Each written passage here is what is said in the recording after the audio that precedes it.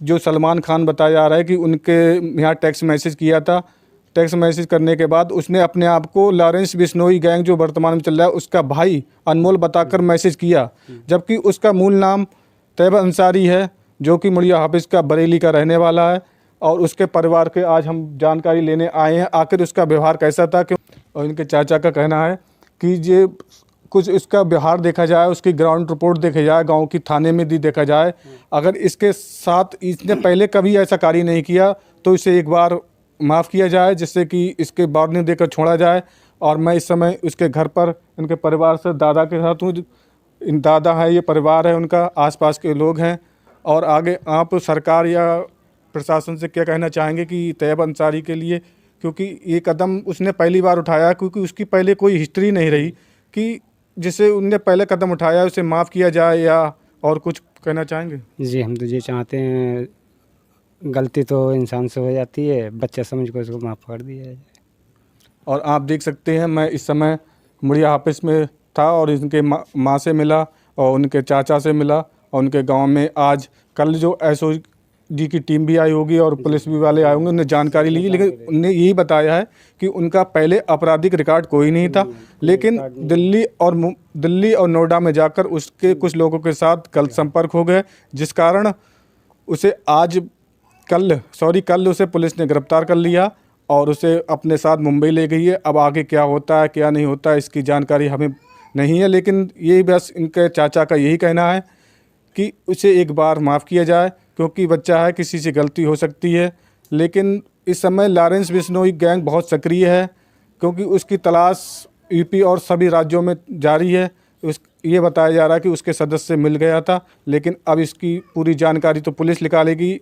लेकिन परिवार वालों के पास यही एक जानकारी है कि हाँ, उसने कोई ऐसा कृत्य नहीं किया जिससे कि आप कह सकते हैं कि उसकी आपराधिक प्रवृत्ति रही हो। और मैं इस समय गांव से हूं, और कि जो तैयब अंसारी था, आपके गांव में पहले कैसा व्यवहार था कि जो उसकी सही व्यवहार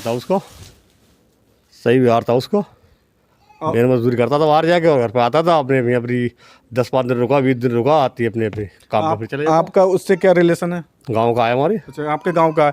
ये पड़ोस के शरीफ अहमद भाई हैं, ये कह रहे हैं कि गांव में मजदूरी करता था, लेकिन उसके साथ ये कैसा कि उनके साथ कैसे लोग रहते थे कि जिस कारण ये पुलिस का कहना है कि उसने व्यवहार उसका सही है, यहाँ कोई दिक्कत नहीं है, किसी से गाँव मुझ लो आगे। उसकी जो पहले की पृष्ठभूमि, यानी कि पहले परिवार वाले और सभी लोग कैसे व्यवहार के ठीक ठाक थे, सब बढ़िया लोग थे, सब ठीक ठाक थे। लेकिन आखिर उसने ऐसा कैसा कदम उठा लिया कि आज गांव वाले परिवार वाले समझ आ रहा है कि वो नशे की हालत में था, वो नशे की हालत में उसने जो उल्टे सीधे सवाल जवाब कर दिए। ये इनका जो गांव के हैं शरीफ अहमद हैं, ये कहना है कि उसकी आपराधिक पृष्ठभूमि भी कोई नहीं है, ना परिवार में कोई ऐसा सदस्य है, लेकिन उसके साथ के लोग थे, उसे नशा करा के बाद उसे मैसेज किया गया या फ़ोन किया गया, इनका ऐसा मानना है। लेकिन आगे पुलिस जांच करती है, उसमें क्या होता है। लेकिन आप सरकार से आगे क्या कहना चाहेंगे? कि वो तो बेकसूर है, उसे छोड़ दिया जाए।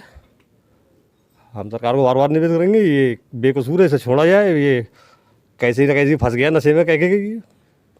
इनका ये कहना है, लेकिन इसमें बात ये फंसती है, ये 2 प्रदेशों का मामला है, क्योंकि महाराष्ट्र और यूपी, इसमें बात दोनों कंट्री की पड़ती है। इसमें आगे अब देख तो क्या होता है, लेकिन गाँव वालों का ये कहना है कि उसने पहली बार नशे की हालत में किया है, क्योंकि मनुष्य है, कभी किसी से गलती हो सकती है, उसे एक बार माफ़ किया जाए। और इस आगे आप कुछ कहना चाहेंगे उसके बारे में, या पुलिस के कुछ? तो हम तो यही कहेंगे, अगर बेकसूर है बच्चा, वो अगर गलती उस पर हो गई है थोड़ी बहुत, तो नशे की हालत में होगी उस पर, वैसे जानबूझ के उसने कुछ नहीं किया है इसे।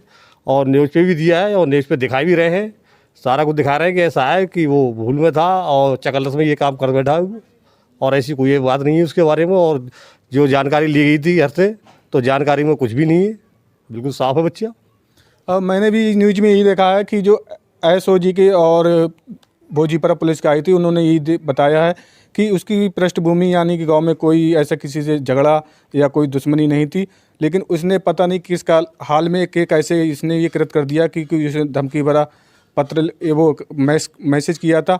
लेकिन